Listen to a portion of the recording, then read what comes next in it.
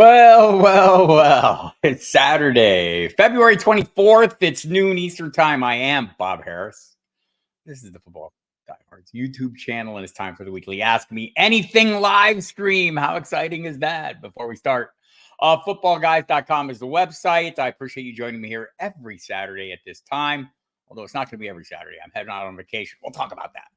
Also on Wednesdays, usually at 7 p.m. for my On the Hot Seat live stream. We've been breaking all the rules lately.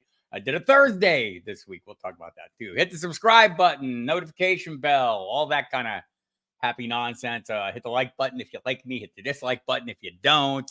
Hope everyone's doing well. It's great seeing everybody again. Fantastic Saturday. We've got Carla's here. Hello, Carla. How are you, Scampers? Always pleasure is mine to see everybody here. A lot going on, surprisingly. We have more Royal Slade in the house, of course. Thanks again, everyone who shows up here every week. Man, I appreciate your time. Appreciate the conversations we have. Appreciate sharing information with you. Dame Overboard, that includes you as well, and the many others who show up. And there is some Joe Aber. Hope you're doing well, Joe. I'm fantastic. Any better, I'd have to mess something up. Kevin Payne is here. Look at everybody just checking in. I love it. I have no virtual desk to bang anymore, but if I did, I'd be banging it right now for all of you. Appreciate this. So there we are. We're heading into the combine this week. I'm going to miss it. I'm going to be on vacation, I mentioned. So no live stream on Wednesday this week. No live stream next Saturday. I'll be on the radio today, 2 p.m. or 3 p.m. I'm time zone translation issues already. That's always a good way to start a live stream with time zone translation issues. I will be on 3 to 5 with Mike Dempsey today. Jamie Calandro will be joining us. I believe we have Hub Arkush covering the Bears. It's beat writer time. We're going to start bringing in the Beast-Beg Standig, who covers the Commanders for The Athletic, will be here too. Hub Arkush covers the Bears, longtime Bears beat writer and reporter known from Pro Football Weekly. And so great show today. Jamie Calandro as well. Trying to get him back in the mix the last couple of weeks. Before we get started, I want to thank Eric Romoff for all the assistance on these live streams every damn week. He puts in some work, and I appreciate him and his efforts as always. So there we have it. We've set the table. And if you missed this last week's Wednesday live stream, which was on Thursday, so you might have missed it if you showed up on Wednesday. I know I almost missed it. Sam Holt from Matthew Berry's Fantasy Life was on. Fantastic guest. Had a great experience at Super Bowl, covering it live there for the Women of Fantasy Football. Also does great work at Fantasy Life. And so we talked some great situations, some circumstances we'll talk about here today. We have a little bit of news to start things off. Yeah, I'm talking about DeMarcus Robinson back at the Rams for Scampers and Name Overboard. I know they're like keenly in tune to this in Los Angeles. Got a $5 million one-year deal. He was kind of good down the stretch last year. I mean, I think, if you're like, from a fantasy perspective, that there was like that week 13 through 17 run was fortuitous. He showed up. I think more notably, and I know T. Higgins got franchise as well. I'm downplaying it, right? I'll get there. But I did think that DeMarcus Robinson is interesting. If for nothing else, if you're a dynasty investor in Puka Nacua and Cooper Kupp, there's going to be no other moves coming that might put, significantly impact anybody else's value. And maybe I'm sorry, Tutu Atwell, it could impact yours. And maybe we have another legitimate contender in an offense that lines up in 3 receiver sets more than any other offense in the NFL. I think there was a point last season where it was like close to 95% of the time they're in 11 personnel. That's a lot of use of 3 receivers. So if that continues, I'm told Matthew Stafford can effectively navigate those waters and get the ball to those fellows. So look, he's like wide receiver 99 in your best balls right now, kids. That's a 20th round pick. I'll probably have some shares of that. T. Higgins franchise, that gets him like 21.86 million, I want to say. By the way, I've got instant reaction articles up at FootballGuys.com on both those players. And I'll be doing a lot of that at Football Guys going forward as we head into free agency. The franchise tag window is open now through March 5th. So I'll miss some of that while I'm on vacation. Yes, vacation, an actual vacation. Deal with it, people. I mean, and by people, I mean me. I have to deal with it. I have to go away. I have to sit on the beach. What? I'll be okay. So yeah, T. Higgins gets franchised. This is like, I mean, this is bad news for teams looking to upgrade their wide receiver room. I think T. Higgins, it's the top of the free agent iceberg, so to speak, is Higgins, or was Higgins, now that he's not available. And by the way, the Bengals are reportedly, Tony Pauline, our friend from Pro Football Network and other places, has said they're working on a long-term deal. They have until July 15th to get that extension done. If they don't, he's still a Bengal. So he's a Bengal for a year no matter what. He just plays on that $21 million guaranteed, the $21 million guaranteed contract. This helps the Bengals out cap-wise as well. They have a fair amount of cap room. The cap came out this week and it's huge, up, big, like more than everyone expected. So the Saints are still way over, but not as way over. They restructured Derek Carr this week. So that means 2 more years of Derek Carr as the quarterback there. And we'll talk a little bit about that as well. The cap bump. Yeah, it really does. And we've also got like let's say you're a free agent wide receiver and running back right now. I mean, wouldn't you almost rather be tagged for T. Higgins? Think about this. You've got Justin Jefferson and Jamar Chase. They're going to get long-term deals. If you can get a big guaranteed number this year and then let the pay structure reset a little bit, because Jefferson and Chase are going to reset the upper limit of wide receiving salaries, right? So if you can wait that year and let them give you that clarity, your price is only going to rise, right? So I wouldn't be Michael Pittman Jr., Mike Evans. I mean, Mike Evans is, somebody's going to pay. But I wouldn't be in a huge hurry. I would be waiting out. And if I'm a running back, yeah, I think this is the big news for the Rams. I mean, like,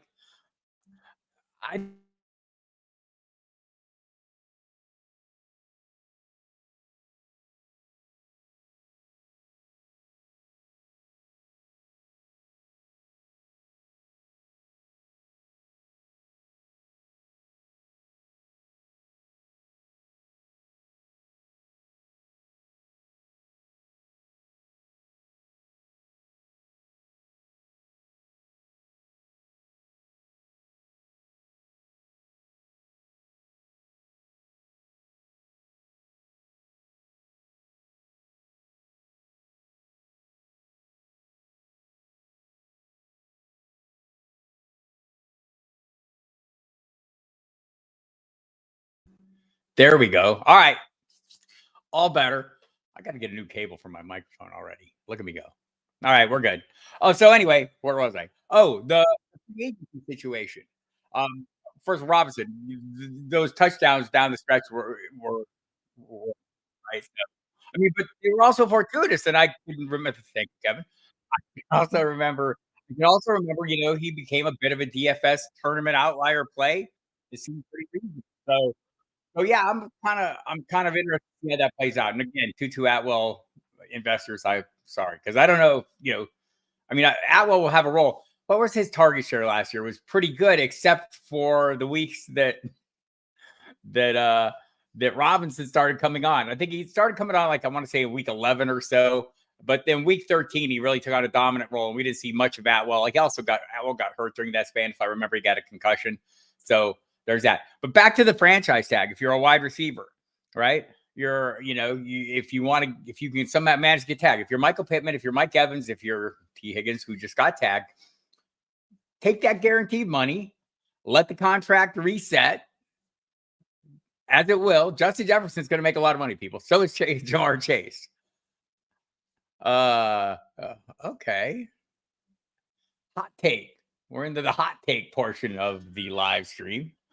Explain further, Corey on 2121, about the trashiness. Had a couple wide receiver 17 seasons. And last year injuries were an issue. Maybe it's the injuries that are concerned. But I mean, he's been pretty productive. It's been a pretty impressive tandem with Jamar Chase. Chase, in his 3 seasons, is finished, with injuries, but he's finished inside the top 10, inside the top 5. Ridley may be the top. This is true. This is 100% true. That's how it may end up if they lock up those other guys, get franchised or get their deals. But Jamar Chase has been very good as well. He finished inside the top 5 twice, and then the one time he didn't was based mostly on the fact that he was injured. So we'll see. We'll see what happens. Look, we need Joe Burrow in place, but this is great news for all those pieces, right? Yeah. So we've got 3, 12, and 13 for Jamar Chase. Wide receiver 3 is a rookie, 12 and 13. So yeah, I have some high hopes for this whole grouping here. I do think though that if you get the reset there, but think about running backs as well. If you're like, nobody's paying running backs. If you're one of the top running backs in this class, don't you just want to get tagged and make the maximum and stay with your team for a year? And as things get sorted out, a lot of discussion this week. I've heard, people chatting, just throwing out some ideas. I love Jamar Chase too. Like right now, if you're out there, people, let me ask you this. If you're in the dynasty world and you're trying to decide today between Justin Jefferson and Jamar Chase, do you lean a little bit Chase just due to knowing this, having some certainty at quarterback? I think I might lean towards Chase. Like even if Kirk Cousins comes back, we have that long-term certainty at quarterback. Justin Jefferson is going to be good. He made guys look good last year that had no business looking good, right? So there's that. I'm not gonna die. Justin Jefferson made a series of not very good quarterbacks look good. I would go Chase too. I think we're seeing that in the chat a little bit. John Bonneville, yes, that's exactly right. I think that is a fair. I think that's exactly right. Good wide receiver 3-4. Maybe he splits that up with Tutu Atwell. Maybe he dominates that role. Had a nice little run with the Chiefs for a few years, and then kind of lost ground there. But anyway. But the running back situation as well. I mean, if I'm one of the high-end running backs, let me look at information I should have in advance of live streams. I should make a list, like a checklist, before I just come in here spouting my nonsense. The running back number is 11.9, almost $12 million for the non-exclusive franchise tag. Like if you're a running back right now, that's damn good money. That's as good as it gets. That's as good as it gets. So I would be, if I'm one of those top guys, I'm thinking, wow, how can I get like Saquon Barkley? How can I get franchise tag? If I'm Derrick Henry, you're not getting franchise tag. I mean, the top of the running back class, I don't see a lot of tags going out. Jacobs got his tag. They're not going to tag him the second year. Cannot imagine that. Let me bring up the list. Adding to the checklist of things I need to do before I start a live stream is have my list of free agents available in front of me. Running backs, Saquon Barkley, Josh Jacobs. Barkley, not unlikely to get tagged, right? Josh Jacobs, not going to get tagged. Austin Eckler, not going to get tagged. Nobody's going to get tagged at running back. Swift, Pollard, Antonio Gibson. Then we get down to the also ran category. Not going to happen. So, but that would be ideal. If you were a running back, that would be the ideal outcome because why? Nobody's paying running backs. Hello, Wendy. You're not late. Never late. Fashionably late. Andrea likes the Barkley to Houston or Minnesota. Man, there's a lot of running backs I could talk into really happy places. John Bonneville I think that's true as well. They made multiple attempts last year and came up with a 1-year deal. This is Jefferson does. I mean, he takes big hits. But how much, John, would you be worried about the certainty at quarterback if you were sitting there in a startup dynasty right now, today, saying, "All right, I'm deciding between Jefferson and Chase. Who is the one you chase?" Is it Chase that you chase? I think just having some certainty at quarterback, and like we know what certainty means. We saw what the certainty was for Joe Burrow last year, 10 games, right? So 11 games. So yes, there's no such thing as certain. So maybe you just go with who you think is more talented and assume the Vikings will figure out the quarterback. Bonneville would agree with the rest of us. I think in a vacuum, I think Chase is probably the better player, but we're not living or playing in a vacuum, and quarterback matters in the NFL. Although it didn't that much down the stretch last year. That's the thing that sticks in my head about Jefferson is when he returned from the injury, he played put up super good numbers despite not playing with great quarterbacks. So, but I'm hoping we see a Kirk Cousins return. We'll talk a little bit about the quarterback position. In 4 years, here we go. Why he's trash.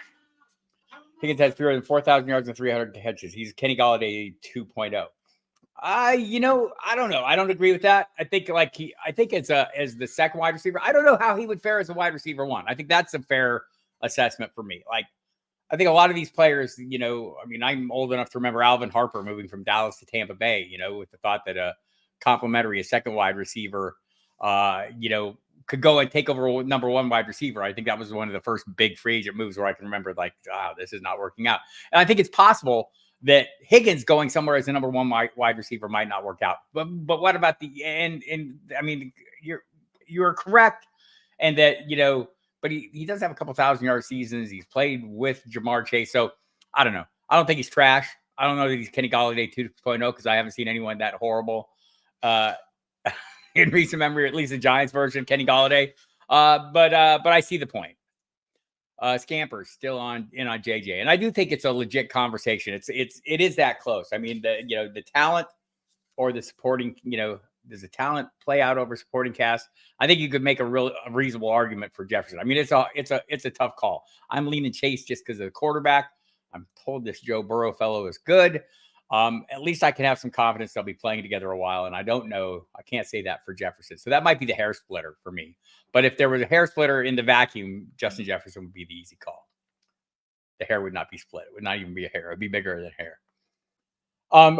Back to the running backs. I don't know what to think about Eckler. Easy to miss the previous season, this season to injury, but man, he looks slow like a fullback. The cliff came hard and fast. It seemed to, right? I think Matt Harmon needs to pay up and keep Austin Eckler. He's great on that pod, by the way. Eckler's a super nice guy. And I think pretty cognizant, has a great understanding of how things are looking and how things are working. I think he has some decisions to make.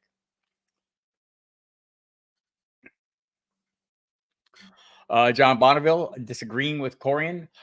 I see the point, right? I mean, the general point of the overall production, but I think you have to put it in the context of who he's playing with, how the offense is working, and that he's not Kenny Galladay 2.0. Because man, that was an epic fail. Hasn't had that kind of season yet. And I think this is also fair. Devontae Smith waddled here for sure. So like I looked at the Football Guys rankings on all this. Right now, I think the consensus rankings there that just came out. By the way, go to footballguys.com, check out the rankings, check out my weekly notebook. It'll be up on Sunday night, early Monday morning. And my instant reactions are going up as things happen. I react instantly. It's what I do. I'm Bob Harris. All right. But I do think that there's, like, I wonder if this having the certainty won't raise that up a little bit. If he won't jump back up in, like I said, he finishes the wide receiver 17 in his 2 big years or his 2 good years, the 2 full years he had with Chase and Burrow. And I think Chase was hurt some of that, so maybe that was a factor there. Always going to be a huge red zone threat. Joe Aber chiming in. Best thought of as a wide receiver too until proven otherwise. I think so too. I mean, I think there are teams that would have taken the chance on him if he was available and the price was right. I think more teams would be interested in that. I think I would be more interested in that. More teams. I'm not a team. I'm just Bob Harris. But I think I'd be more interested in that with Michael Pittman, who I think has excelled despite less than stellar quarterback play, something I talk about a lot. And Mike Evans, who has excelled because he's Mike Evans. But and I do think Evans, I think the Evans skills and the things he does, size, speed, high pointing the ball, all those things, translate well to other schemes, right? I don't think he's scheme prevent. I don't think Pittman is either. I think he's big, fast, and catches the ball super well. I think Pittman is kind of an underrated player. But Higgins, I think that's the argument, right? Is he, can he be the alpha? He would tell you he can. We probably aren't going to find out for another year. So we'll put that on the back burner. Back to the running backs, though. What are we going to do if Jerry Jones? We're talking to Football Guys, the group, together. And I think it was Jason Wood who threw out, what are you going to do if Jerry Jones goes out and lands? Would it be a total shocker if we saw Derrick Henry and Austin Eckler as the backfield in Dallas this year. I mean, Jerry Jones seems to be he's getting old. The clock is ticking. Jerry knows it. I think he's going to be dead set on, I mean, he talked about it, right? He said, hey, we're not going to mess around. So I think running back is a position they could target, get better at. It could be fairly affordable. You are right, Carla. I am. This is it. We need to see how odds are where Henry lands. I think Baltimore's been right. Baltimore's been one of the leading candidates. There's been a lot of talk that they'll go in. I don't know how much money they have. I don't know how much money it'll cost for Henry. Derrick Henry's a player I'm interested in wherever he lands, right? Let's think about the list of teams. Houston, the team that he's dominated. Why would they not have an interest in him? Devin Singletary, also an unrestricted free agent. I think this is possible too. Zeke back to the Cowboys, entirely possible. Zeke Pollard, redo is totally within the realm of possibility to me. But so is that Henry Eckler or Henry Pollard or whatever. I don't think Pollard's going to get paid. So him staying around would not be a shocker, but it will be at much less than the franchise tag. But Derrick Henry. So all the running backs, Saquon Barkley, let's look at all these guys. What are the landing spots? I mean, Dallas, Baltimore, Houston, the Chargers. Thinking Austin Eckler may not stick around there. And even if he does, they were talking this week, Greg Roman, shocking development. The key to Justin Herbert being successful will be running the ball more. So, I mean, it won't hurt him unless they run the ball so much that they don't throw as much as we'd like, which is kind of what we saw in San Francisco when they were there. But again, I mean, thinking that Jim Harbaugh can't utilize a good quarterback is forgetting his history going back to San Diego State, Josh Johnson, going back to Stanford and Andrew Luck. I mean, so this is interesting. Henry with Aaron Jones, like A.J. Dillon, except effective. That might work. A.J. Dillon's going somewhere too. Could A.J. Dillon be a rebound candidate, a guy for who a fresh set of circumstances could benefit? We'll find that out. Dallas aiming running back as a thumb down on Dak. I don't know if it is. I mean, I think Dak was a piece that worked last year for them. Or maybe it was just he worked because CeeDee Lamb was so damn good. But no, I think they just feel like they need an upgrade at the position, Joe. That's what I think. A.J. Dillon, always a puzzling pick to me. I never have been a fan. I am still a Rashad Penny truther as well, John. The Vikings, yeah, another place where they need a running back for sure. I mean, as we look at the list of teams, and if they got Cousins back in the fold, I know I'm all in on this Cousins back in the fold only because Justin Jefferson is all in on that. He would like to see that. Totally, the whole quarterback situation is going to come into focus here as we figure out what teams are interested in Justin Fields. Is that list truly Atlanta, Pittsburgh, the Raiders? Luke Getsy goes to Las Vegas, so there's going to obviously be a connection there. Atlanta, there are connections for both Fields and for Cousins. Washington, there are connections for Cousins, and they drafted him. So yeah, there's going to be a lot of interesting things to play out at the top of that quarterback market, especially with three highly touted quarterbacks coming in. One of them apparently a generational talent in Mr. Caleb Williams. So I'm going to be curious to see what that plays out, but I do think the running backs, and yes, Pacheco was and I think Pacheco highlights the problem for running backs, right? Is Brett Veach told us about this. Brett Veach, said before he drafted Pacheco, you can get a guy in the 7th round who can run for 1,000 yards, and then he goes out and does it in Isaiah Pacheco, right? And Pacheco is why running backs are devalued. The list is lengthy. There's a long list of running backs who have come out of nowhere and proven to be not only fantasy winners, but NFL winners, right? Justin Forsett would like to have a word with us. That guy is Dwayne McBride. Come on, man.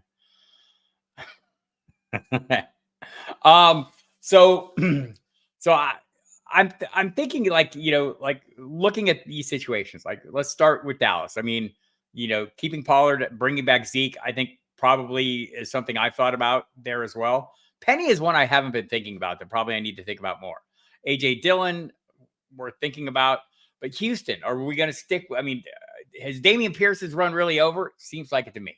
When you end up returning kicks last year, playing second fiddle to Devin Singletary. Uh, but I will say Devin Singletary maybe earned himself some money. Devin Singletary, maybe Devin Singletary sticks around. I do think they need to upgrade that position. I think all the pieces we've talked about, whether it's Barkley, Derrick Henry, all the top pieces at running back would fit good there. DeAndre Swift, I keep not mentioning. I think maybe he sticks around. Been some talk that the Eagles will try to keep him at a reasonable price. But I think about all the pieces that could fit into this offense in Houston. They have a good offensive line. They have a great young quarterback. They have a fantastic young receiving core. They cobbled it together pretty well with a less than, I don't know, less than impressive stable of running backs, I guess you would say. But Devin Singletary came on strong down the stretch. We saw Damian Pierce all last year fare well on that team, but a new scheme came in. Maybe that was the problem for him. But man, could you see a Saquon Barkley, a Derrick Henry? Just about any running back in that offense would be great. Bonneville has an issue with Pierce. We knew he was a volume back, but rookie year was running through people. Last year, he turned into a pumpkin. Don't think this has been the turning into a pumpkin portion of this has been kind of like a historic thing in Houston, right? Like not all in this offense, although it is kind of this offense, right? Because it's the Kubiak, the Shanahan Kubiak kind of connection there. But you go back to see all the running backs who came out of nowhere. Steve Slayton, Dominic Davis, and Williams. He used both names.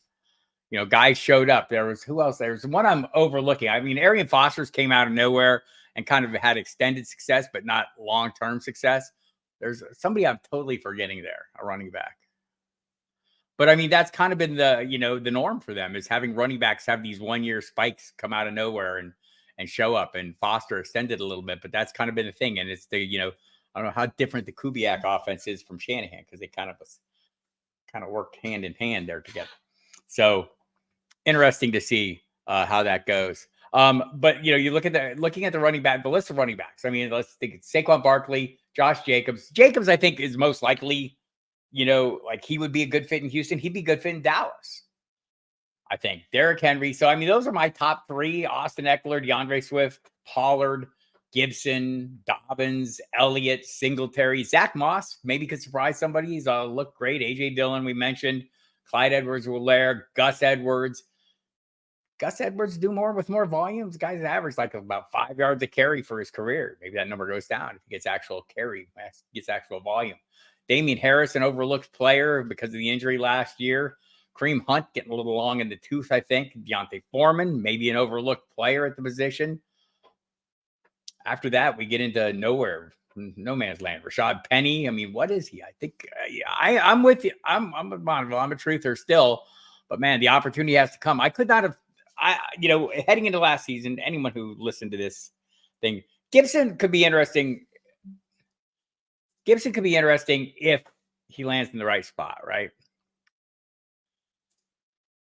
Denver had Denver. We can go back to their Tatum Bell, Ruben Drones. A whole series of guys in that similar offense. Dominic Raheem Mostert, undrafted teams player, turned 31 years old, overall running back 2. There you have it. That's another reason why that position is devalued. Bonneville would bet his house Jacobs is back with the Raiders. I would, except I'm not, because Zamir White, right? Do they, you paid Jacobs when you have Zamir White under contract for $900,000 this year, or less than $1 million anyway. Less than $1 million. Royal Slade in the house. Gibson would fit in New England. Yes, he would. We'll see. What is Alex Van Pelt? What is Ramondre Stevenson going to be there? Well, we have some things to sort out in that offense. In the quarterback's not the least of them. Mac Jones, Joe Aber contends as a deep sleeper in a new environment. Will he become the new Sam Darnold, the guy that's, just good enough, a guy with some experience who you could use as a stopgap to keep you from, total disaster? Or I don't know what he is. He definitely was in a bad circumstance, right? Definitely in a bad circumstance. Horrible receiving core. Kind of seemed like the Patriots were, I don't want to say dysfunctional is not enough, but offensively, it certainly seemed to be in that direction, whether it was the coaching setback, 2 years ago. Royal Slade, chime in on this. Just as you look back, it's Mac Jones on San Francisco practice squad confirmed. Royal, look back on this. How big of a setback to you was the Patricia Joe Judge experimental year? How big? How much? I mean, like, how many years do you think that set the organization back? Because I thought Bill O'Brien was a good attempt to rebound, but by that point, was it just lack of talent at the receiving core, their inability to draft high end receivers? What needs to get fixed there to make this offense work besides the quarterback position? I'd be interested to hear that. Anyway, back to those running backs. I mean, what about Los Angeles, the Chargers, as a destination for running backs? Any of these running backs, assuming Austin Eckler's going to be gone. They're talking about running the ball more. And that kind of goes with what we saw in San Francisco. They were run heavy under Harbaugh, but not run exclusive, people. It doesn't mean they can't use their quarterback still. I'm not pretending it's ideal. I don't know that it's ideal for Justin Herbert to have this coaching staff and have Greg Roman there. But I don't know that it's he's like down in early best balls. He's down to I want to say quarterback 11. Seems like value to me. He's still a very good player. Is that too low?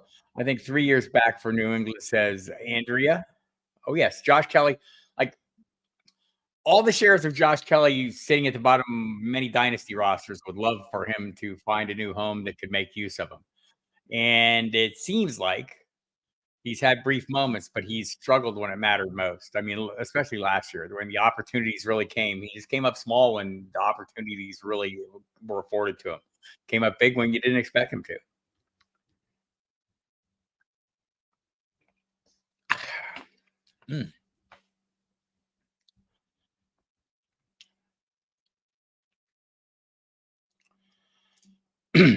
Biggest fault in New England, in my opinion, were expecting Parker and Juju to be viable receiving options, or viable. There's a difference between viable and high end. I think expecting either of them to be viable is reasonable. Expecting either of them to be high end was not. We have the Daily Observer. Jones had no support. O'Brien didn't have support either. They need to nail the next two drafts. Mayo's in a tough spot. AVP is saying all the right things and has given Mac a clean slate. They really may trade down. Wow. I've seen various mocks whether they take the quarterback. I've seen I think Daniel Jeremiah's latest mock had them taking Marvin Harrison Jr. at 3. That seems like they would be getting right at receiver. Although could that be a jinx on Harrison Jr. because they just can't get right on receivers? Trading down seems like a very New England thing, but that was a New England thing under Bill Belichick. Will it remain a New England thing? Or Patriots. I don't know. The defense, they have pretty good defensive players, I feel like. They have some great talent on defense. So I don't know if it's the worst roster. Who is the worst roster?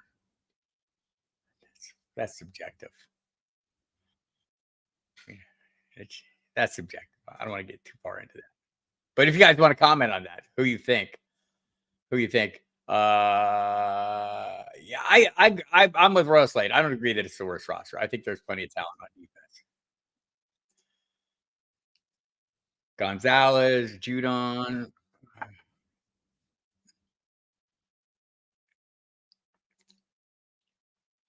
But it did look bad.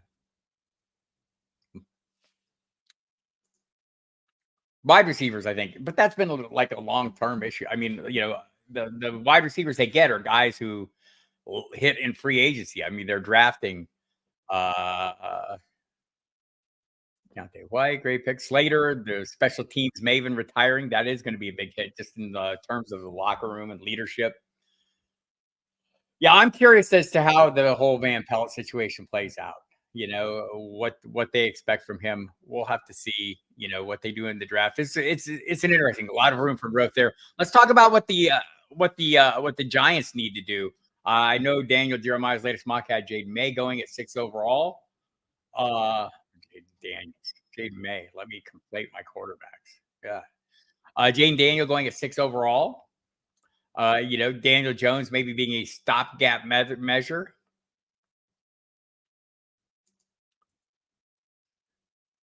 That is true.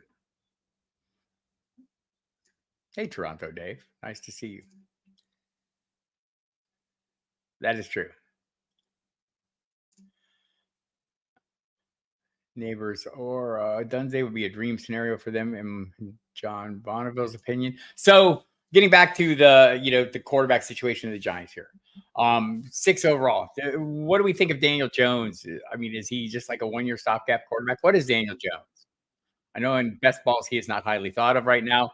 I have long ago bailed. I mean, I still think like he's had some bad circumstances. Like I'm not an apologist for not final apologist for Daniel Jones, but I think their receiving core. I think that their receiving core hasn't been as high end. They've had misses in free agency. Darren Waller couldn't stay healthy. Another miss for me. So what do the Giants do with Jones? I think they pay him this year and they keep him around and maybe get a quarterback, whether it's that early. The Jaden Daniels, as I mentioned, Jeremiah Daniel mocking him at 6 overall. But getting a quarterback fairly early and letting him sit for a year seems like what the plan might be. And maybe he doesn't sit for a year because Daniel Jones has not been front line. But I mean, they need some of their young receivers to come through, right? Like Jalen Hyatt. They need Wandale Robinson to stay healthy and come through.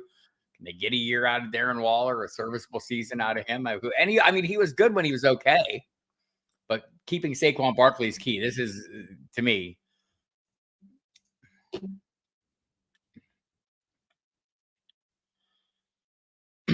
yeah, I think that's fair. Yeah, I don't know. That's the question. Daniel Jones, a dead man walking. They need to move on. I think he is a dead man walking. The question is how fast they can move on. That was it. That might have been the turning point. Might have been the turning point. Look, they need offensive line too. They have so many needs, though. I mean, I just pitting everything on Daniel Jones, who I mean,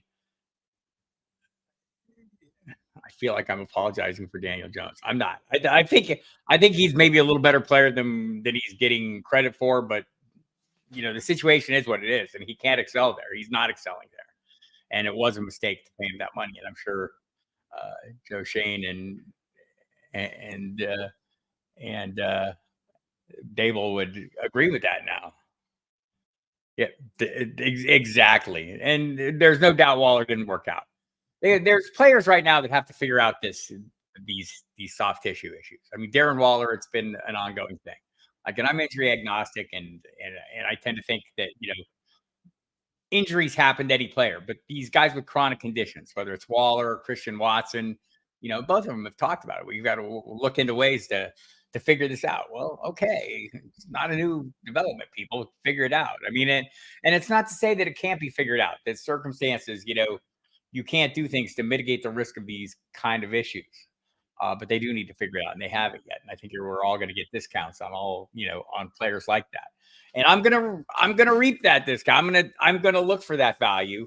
And I know I'm a little different than other people in this regard. I mean, I totally feel I know somewhere out there Michael Fabiano's ears are going to be burning because I mean, he'll not touch their players he won't touch because he just thinks they'll get hurt. And I know my friend Steve Cohen, my former boss at Sirius would tell you, and colleague would tell you, injured players stay injured. I don't think that's necessarily true. There are players with chronic issues that continue to have chronic issues, but I think every player can get hurt. And that if you're not drafting players based on the fear of injury, then for the last couple of years, you wouldn't have enjoyed the great benefits of the Christian McCaffrey. If you're not drafting players to get hurt, I guess you can't draft Justin Jefferson or Jamar Chase or Brees Hall or any number of guys going in the first round, right? Jonathan Taylor, can't touch him, right? I mean, so I feel like we overplay the injury issue, but there are players where like it does need to be part of the discussion, right? And there are players we talked about Austin Eckler. We don't really know how bad that injury impacted him last year, right? Maybe that slowed him all year long. Maybe he comes back a full year return. Maybe we could say the same of Tony Pollard, right? That he was coming off a major injury, a fractured ankle, and maybe we should have given him a little grace. Maybe we could say the same of Travis Kelce. Maybe his season would have been truly Kelcean had he not hurt his knee to open the season. He missed one game. Do we know what kind of shape he is? Would you be entirely surprised? Would it like catch you totally off guard if at some point as we're heading into OTAs or whatever. Oh, and Travis Kelsey recovering from a minor knee cleanup or something along those lines. Had a meniscus strain. Oh, okay. I mean, we just, there are things we don't know about those situations that maybe we'll gain more clarity on. I mean, that's always one of the fun parts of OTA time is when we start hearing about, oh, somebody had a procedure. Look, an environment where people tear their Achilles, right? Drake Greenlaw, that was horrible. Too hard to avoid injuries that appear to be isolated. It is. It's impossible. I mean, everyone's going to get hurt. But like, yeah, Dobbins now. I mean, I think that would be a fair assessment. Maybe you could say the same of Cam Akers at this point. And maybe that'll be answered for you. Maybe their recoveries will answer that for you. I think we're all seeing that not every ACL is the same, right? I think like maybe this year's Javonte Williams is going to be a much better Javonte Williams. Maybe he needed that full year to get back. I mean, his ACL was multiple. It wasn't just an ACL; it was multiple things torn. And I felt like Breece Hall was right on point early in the season. Maybe there was some soreness and swelling in that knee over time that kind of was a limiting factor as well. But I think, we can't John Bonneville totally back in on Javonte. I think I will be too, because the price is right. Whenever people were disappointed in a player, I'm looking at that, except Dalvin Cook. That disappointment can't be overcome. I think we might have seen the last of Dalvin Cook. Yep. Every player can get hurt. It's the total thing. It's totally the thing. Who would have thought 10 slot receivers would lead to success? The Giants, right? That's a good point, John. That's why I thought like some of the guys like Jalen Hyatt, you know, my guy. I don't want to cash Isaiah Hodgins. I mean, I think there were players that I thought were different. Like, I'll often refer to it as the Sesame Street theory. One of these things is not like the other. Like you have a guy who's bigger or faster or bigger and faster than all the other pieces, or different or smaller and does shiftier things, whatever, than the whole group. I think that's probably, that's someone to watch. So, yep. That's so, and I guess that's what I keep hoping for. Sometimes Scamper says sometimes players can change, or they learn, right? And that's something I heard Christian Watson talking about last year. We've got to get this figured out. We're working on it. Okay, I'd like to see some results, but it's not like I don't think they're working on it. I think Darren Waller works on it like crazy. Darren Waller is so hard to figure. So hard to figure. Bob Fitzgerald probably has this exactly correct. Giants, among other teams, have so many needs they need to trade down as much as possible. I think that's probably true. Probably true of the Patriots as well. Might be true of the Bears. They should probably just stay in on Justin Fields. I think the conundrum for the Bears to me is, this is true. I agree with that on Slayton. I think he's still a very good player. I mean, this is the conundrum though for the Bears on me and probably other teams is you reset the clock. Is Fields so talented that you're going to have to pay him, or do you reset the clock with the generational talent who might be he'll certainly be cheap. Yeah. So will he be worse than Fields? So it's a hard decision. I think in the Bears case, I mean, I could make a pretty strong argument for trading down, getting a ton of picks, and keeping Fields. I could actually absolutely make that argument. Absolutely could. Vikings. So this is an interesting thought. Vikings trading up to 6 to take JJ McCarthy. Maybe they don't have to jump up that high. Maybe they can wait a little bit and see how it plays out. But I do think McCarthy, that's the offense that he would be a fit for, right? That Shanahan style or McVay style. They're all similar. McVay, they all came from the same Shanahan tree there. But yeah, I agree with that. Just based on what I've heard and read and seen of McCarthy, he seems like he would fit in that. And we will. We'll have to, yeah. And Wilson, I mean, seeing him, I know Pro Football Talk had an article up this morning, like, Wilson should, stick to stick to Denver Broncos for the 39 million and play for the veteran minimum for another team, regain a starting role. The Steelers, the Falcons in that mix as well. The Steelers and Falcons, or we talk about the Raiders, are going to need the quarterback as well. So Fields probably in that conversation too. You think Aaron Johnson coming back from injury? Yes, well, Aaron Rodgers, yes. I think they'll be better. How about Woody Johnson? Just like we didn't have a backup quarterback. Ouch. That was tough. Tough comment. I don't know that it's untrue. So I do think a healthy Aaron Rodgers makes that a better team right off the bat. Right off the bat. And I don't want I don't want to overstate the case, but like you could just hear the way players talked about him when he came back and he was working the scout team against first team defense. I mean, they were excited. They were excited and talked about him dicing up a really good defense with the scout team. I mean, that may have been hyperbolic.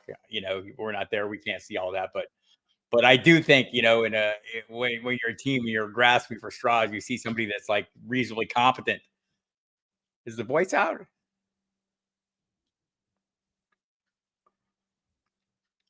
Did my sound go out? Oh, you're okay. I do think it's like, like there's a level of like if you're out there playing with Zach Wilson, how much better does Aaron Rodgers need to look fantastic playing for the scout team? Probably not that good, but I do think Aaron Rodgers would be, is a perfect fit.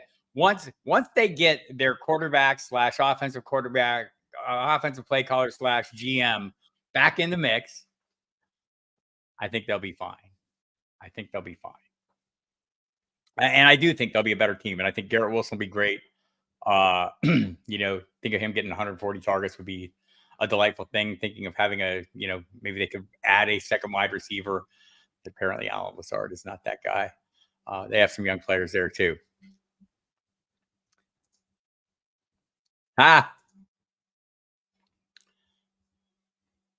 He is good. So yeah, I think the Jets will be an interesting team. I'm all in on Brees. Yeah, but he's a pretty decent play caller, I'm told. I don't know, but definitely some of his like I'm sure Alan Lazard and Randall Cobb are really nice guys. Not sure they need to be on my team. And maybe the Jets will learn what Aaron Rodgers' weaknesses are as a general manager and compensate by actually having their real general manager, Joe Douglas, do a better job. It's entirely possible. Got a few minutes left here. If you have any random questions or things we haven't discussed, I feel like I've been all over the place on these live streams, and it's fun. I'm enjoying the hell out of it. I don't know how useful it is to be all over the place.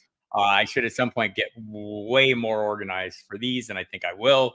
But it's kind of February, and we're kind of sitting around shooting the breeze, kind of setting the baselines, and we'll have some more concerted, efforts to keep on point as we get into free agency, and there are moves that we can discuss at length and plumb the depths of. Right now, there's a lot of speculative information. Appreciate that, John Bonneville. Very kind of you. Brees Hall is definitely a guy that I love, man.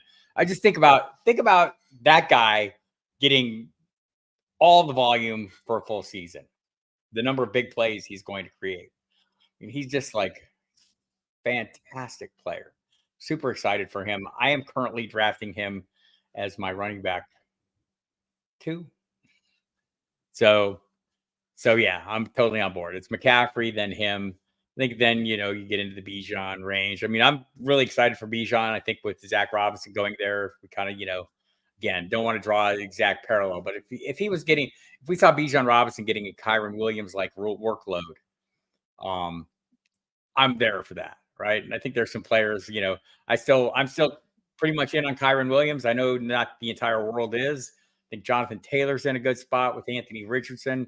Again, you think about an RPO where you're a defender trying to decide, you have the tough decision to to go with Richardson or Taylor. I think you're going to be some bad decisions and some great openings.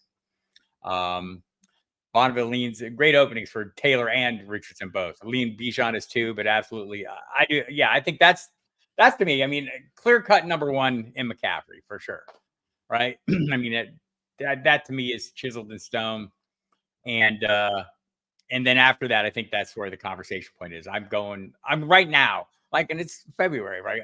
Like all these things might change over the course of time. And I hope they do. Why are we, I talk about this all the time. Why are we sitting here talking about football right now? Why are you talking about fantasy football?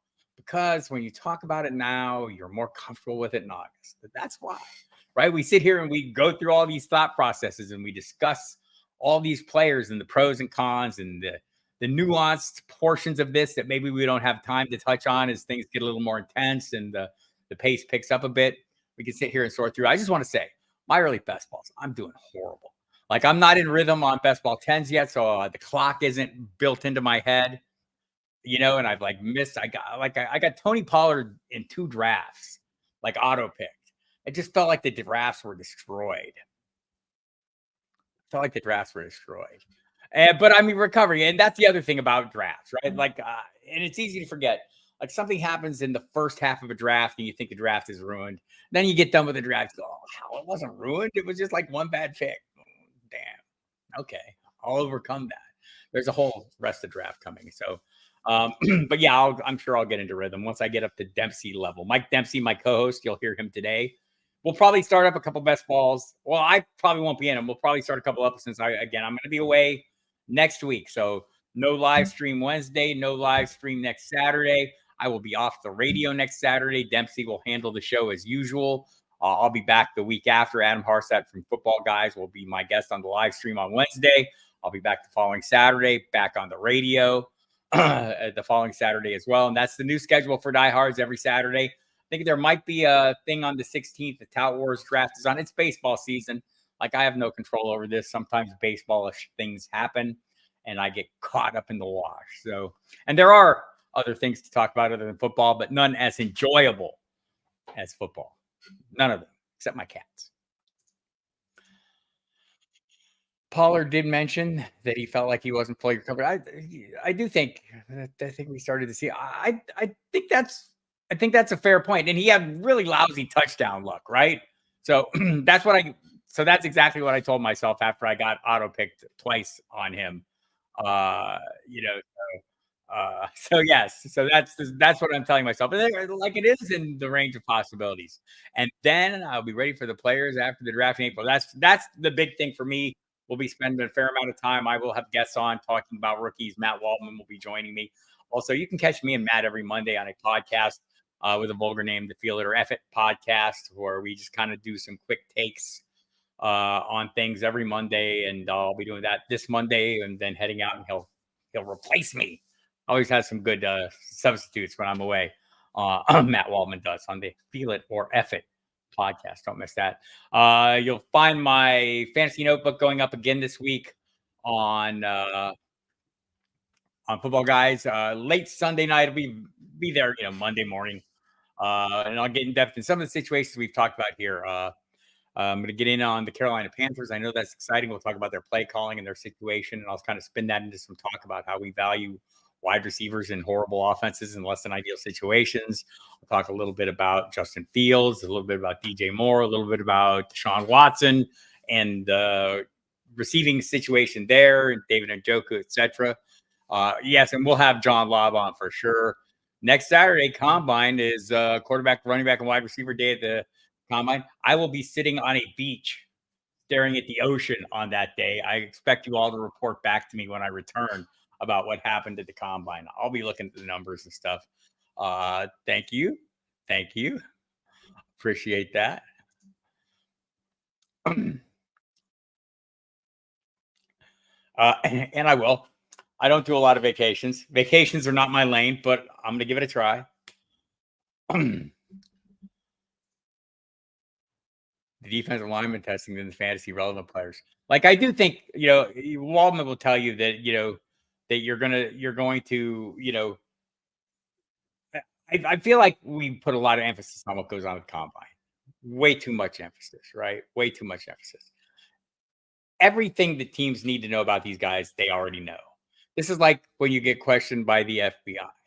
When you sit down and the FBI starts questioning you, they're not questioning you because they want answers to questions. They're questioning you because they want to know what kind of liar you are or aren't, right? This is the same thing as the Combine.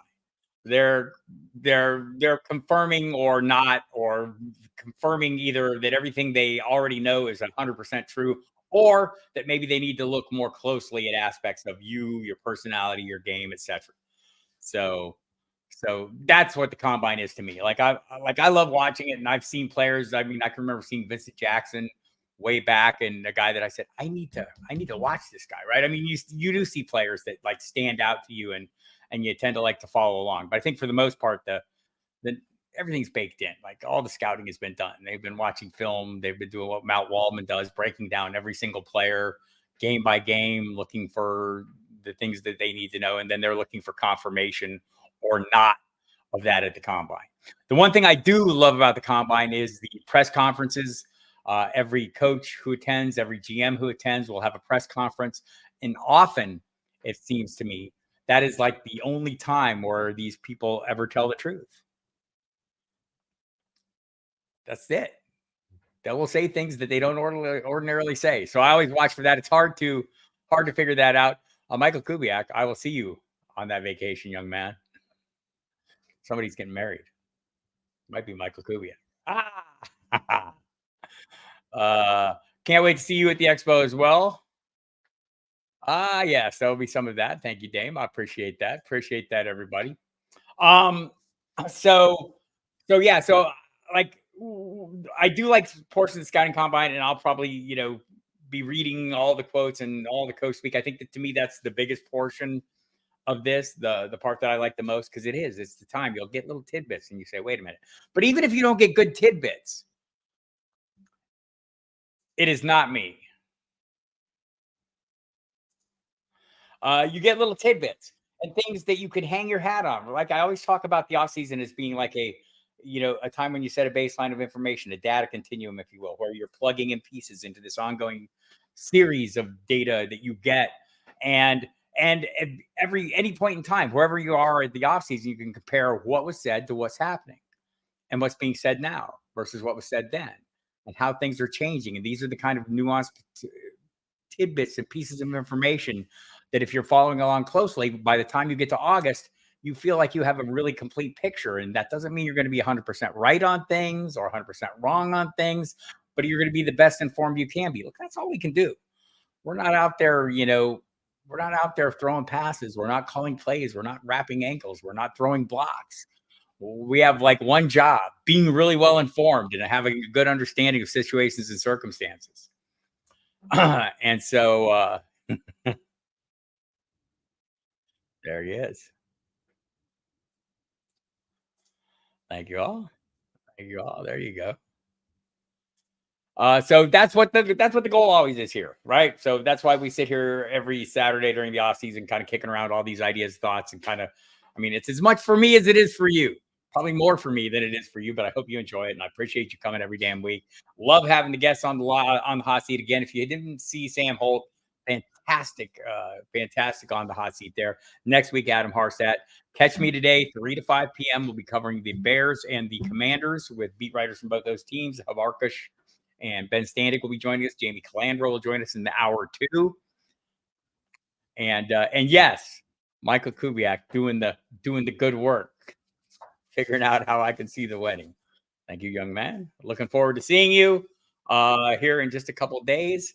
And everyone have a great day. Really appreciate you all coming, and always a great time. I have a great time, even if I'm not on point. I just feel like I should be more on point, and maybe one day I will be, instead of a rambling buffoon.